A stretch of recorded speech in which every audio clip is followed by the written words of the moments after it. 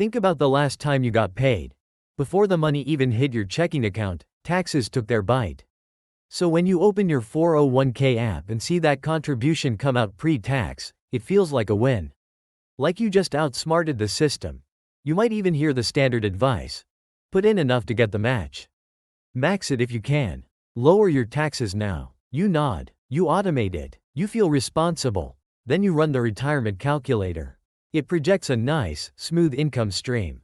It shows you living off your money in your 60s and 70s like it's just a delayed paycheck.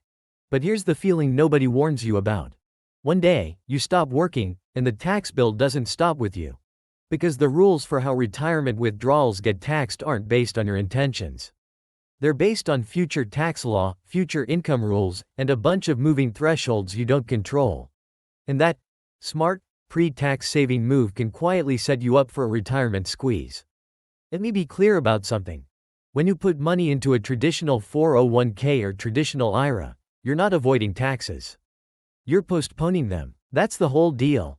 Tax deferred, meaning you delay the tax today, and you pay it later when you pull the money out. Here's what most people don't realize. Later doesn't automatically mean lower. That retirement calculator that assumes you'll be in a smaller tax bracket?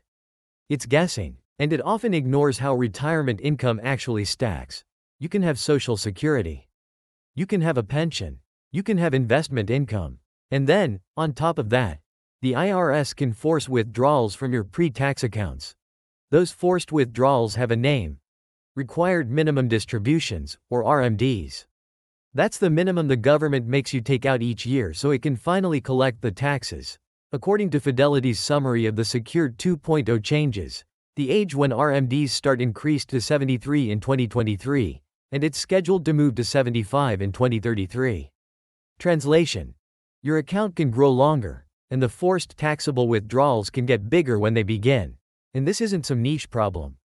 The Federal Reserve's 2023 Economic Well-Being Report says 57% of retirees have a tax-preferred retirement account like a 401k or IRA.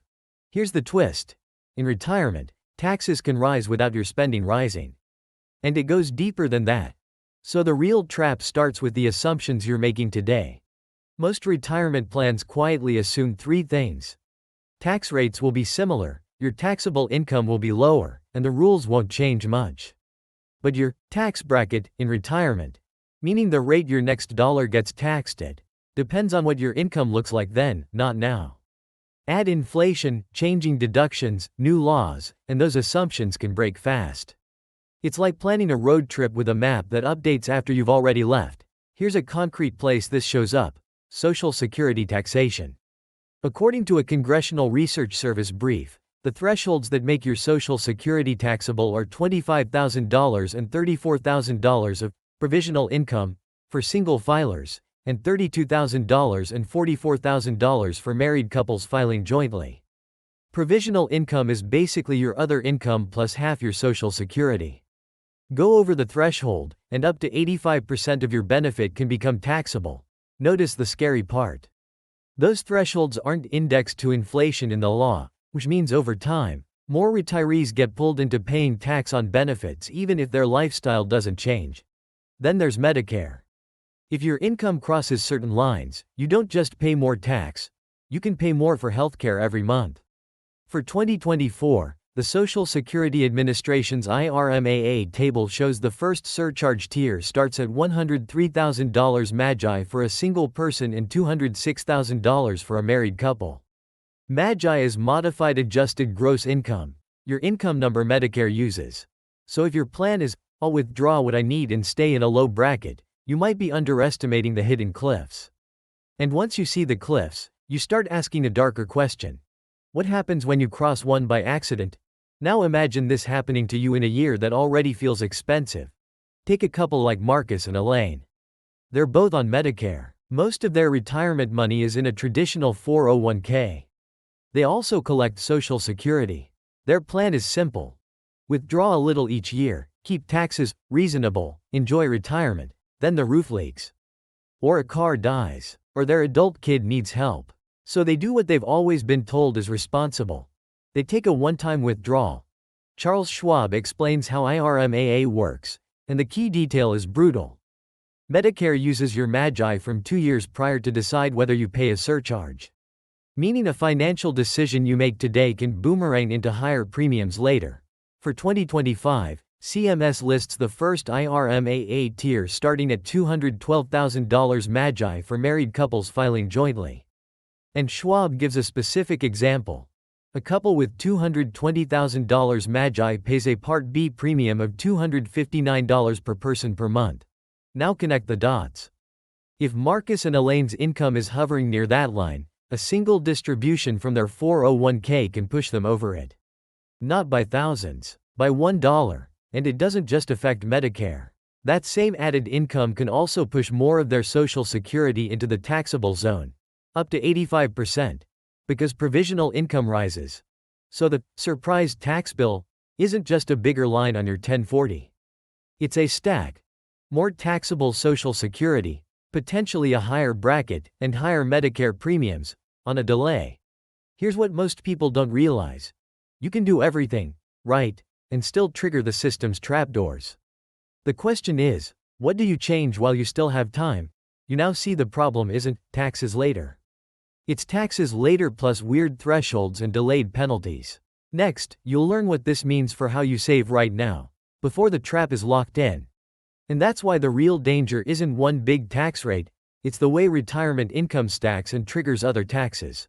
When all your money sits in pre-tax accounts, you're basically agreeing to take your future income in the most taxable form possible: ordinary income. Every extra dollar you pull can do 3 things at once: increase your taxable income, make more of your Social Security taxable, and push you toward Medicare surcharges. That combo is why "I'll just stay in a low bracket" often fails. The Social Security Administration lays out the receipts on this. Those provisional income thresholds, $25,000 and $34,000 for single filers, $32,000 and $44,000 for married couples, are still the same nominal numbers today, and they're not indexed to inflation. In an SSA policy paper, they note that when these rules first kicked in, about 8% of beneficiary families paid income tax on part of their benefits. More recently, the Congressional Budget Office estimated about 49% of Social Security beneficiaries pay tax on their benefits. Read that again. Not because retirees got richer, but because the line stayed still while incomes moved. So what does that mean for you, right now? It means the goal isn't picking the perfect account.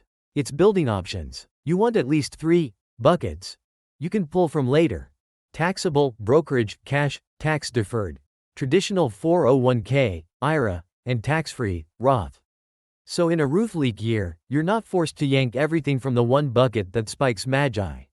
Because the system's hidden trick is simple. It punishes inflexibility. And it rewards people who can choose which dollars show up as income. So what do you actually do with all of this?